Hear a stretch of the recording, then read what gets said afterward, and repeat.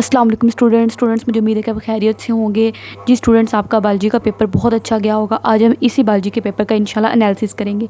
जी student, आज मैं दिल से अल्लाह ताला का शुक्र अदा करना चाहती हूँ कि अल्हम्दुलिल्लाह 9th क्लास बायोलॉजी का जो मैंने आपको गेस्ट पेपर दिया था, उसमें मैंने जो आपको लॉन्ग क्वेश्चन पेपर का गेस्ट दिया था, अल्हम्दुलिल्लाह आपको 3 में से 2 लॉन्ग क्वेश्चन करने होते हैं। दोनों के दोनों लॉन्ग क्वेश्चन उस गेस्ट पेपर में से थे। आप मेरी पिछली वीडियो में जाके देख सकते हैं, जो मैंने आपको लॉन्ग क्वेश्चन बताए थे अल्हम्दुलिल्लाह वही थे। जैसा कि मैं भी आपको दिखा दूं कि मैं अपने से बात नहीं कह रही, बल्कि ये देखें जी स्टूडेंट्स, ये आज का ये बोर्ड का पेपर था। ठीक है, मेरे पास एक बोर्ड का पेपर है। इसमें देखें लॉन्ग क्वेश्चन की अगर मैं बात करूँ तो मैंने ये भी आपको long question right domain Archie वाला भी मैंने आपको लॉन्ग क्वेश्चन अपने गेस्ट पेपर में अल्हम्दुलिल्लाह बताया था। सेल मेम्ब्रेन भी आपको बताया था। ठीक है, और नॉट ऑन पॉलीसेकेराइड्स बताया था। मैंने आपको कहा था पूरा कार्बोहाइड्रेट अपने डिटेल में करना है। और मैकेनिज्म ऑफ एंजाइम एक्शन भी मेरे गेस्ट पेपर में अल्हम्दुलिल्लाह मौजूद था। और ये भी बताया था आपको ट्रांसपोर्ट ऑफ वाटर।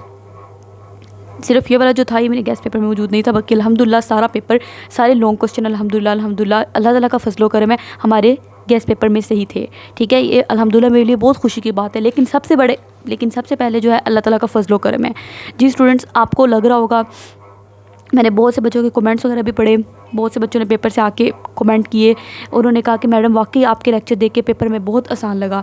ये स्टूडेंट्स, ये मेरे लिए कमेंट्स नहीं बल्कि मेरी मेहनत का खूबसूरत सिला है। मैंने कोशिश की थी कि आपको हर लाइन, हर कॉन्सेप्ट, हर वर्ड इतना आसान करके पढ़ाऊँ कि पेपर में कोई भी चीज़ आपको ऐसे ना लगे कि मैंने कभी देखी नहीं है, कोई चीज़ आपके लिए अनफेमिलियर ना हो। जी स्टूडेंट्स, फिर मैं आपसे सवाल पूछना चाहती हूँ कि वाकई जब आप पेपर कर रहे थे तो आपको लग रहा था कि वाकई मेरे लेक्चर्स वर्थ इट थे? क्या आपको वाकई MCQ देख के कॉन्फिडेंस आ रहा था? और वाकई क्या लॉन्ग क्वेश्चन देख के आपको एहसास हुआ था कि वाकई ये तो हमने पढ़े हुए हैं, ये तो हमें बहुत अच्छे से आते हैं? जी स्टूडेंट्स, आपका जो भी एक्सपीरियंस था आपने अपने कमेंट सेक्शन में ज़रूर शेयर करना है, क्योंकि यही कमेंट्स आने वाले स्टूडेंट्स के लिए उम्मीद बनेंगे। और स्टूडेंट्स, मैं आपसे एक और बात करना चाहती हूँ कि यकीनन जब आप पेपर कर रहे होंगे तो आपके ज़हन में ये बात आई होगी कि वाकई मैडम के लेक्चर बहुत लंबे थे, लेकिन इन द एंड आपका वो जो टाइम आपने उन लंबे लंबे लेक्चर सुनने में लगाया वो वर्थ इट थे। ठीक है, आपको लग रहा होगा वाकई वो आपकी बहुत बड़ी इन्वेस्टमेंट थी। ठीक है, आपने एक बात याद रखनी है कि जो भी चीज़ वक्त लेती है ना, वो वही असल में कीमती चीज़ होती है ज़िंदगी में। कभी भी आपने मेरी बात याद रखनी, शॉर्टकट के पीछे नहीं भागना। शॉर्टकट से आपको कामयाबी बेशक मिल भी जाए ना, लेकिन वो कभी भी कामयाबी देर पानी होगी। ठीक है, ये देखिए जी स्टूडेंट्स, मैंने आपको इसमें जो भी आपको शॉर्ट क्वेश्चन आया ना, अल्हम्दुलिल्लाह मैंने एक शॉर्ट क्वेश्चन आपको करवाया हुआ है।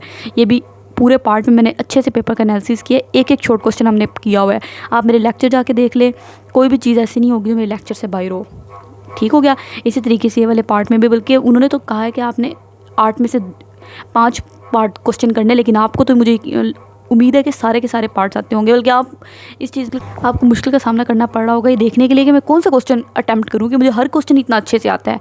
और अल्हम्दुलिल्लाह लॉन्ग क्वेश्चन भी हमारे गेस्ट पेपर में से ही थे। ठीक है, आपने कभी भी अपनी ज़िंदगी में ना शॉर्टकट के पीछे नहीं भागना, जैसा कि मैंने आपको बताया। ठीक है, जो कामयाबी आपको, अगर कामयाबी शॉर्टकट से मिल भी जाए ना, तो वो देर पानी होती, वो थोड़ी देर के लिए यकीनन होगी। ठीक है, लेकिन जो कामयाबी आपको मेहनत से, सब्र से और आपकी कंसिस्टेंसी से आपको मिलेगी ना, वही कामयाबी असल में देर पाओगी। ठीक है, वो कामयाबी से आपको खुशी भी महसूस होगी। और इंशाल्लाह 10th क्लास की बायोलॉजी भी मैंने बस स्टार्ट करने लगी हूँ, उसके लेक्चर भी मैं इंशाल्लाह सारे आपको डिटेल में पढ़ाऊँगी। ठीक है, इसी तरीके से मैंने बाकी बोर्ड के पेपर भी देखे, वो भी सारे बायोलॉजी का पेपर अल्हम्दुलिल्लाह हमारे लेक्चर में से ही था। अगर आप सिर्फ हमारे लेक्चर्स ही देख लेते हैं तो मुझे उम्मीद है कि आपको पेपर सॉल्व करने में कोई मुश्किल का सामना नहीं करना पड़ा होगा।